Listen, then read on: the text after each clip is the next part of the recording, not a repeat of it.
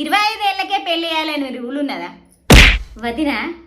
మరి రవిగాడు దగ్గరికి వెళ్ళి చూస్తే ఇప్పటికి 18 ఏళ్ళ పడుసు పిల్లలకి కూడా పడతాడు కదా.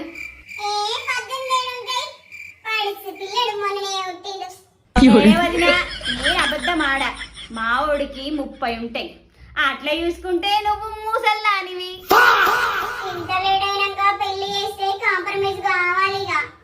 కాంప్రమైజా మేమా? నా డిస్ట్ కర్రలు లేదా వాడు చూస్తా ఉండు. అతిలోక సుందరి అప్సరసని తీసుకొస్తాం మా రవిగడికి.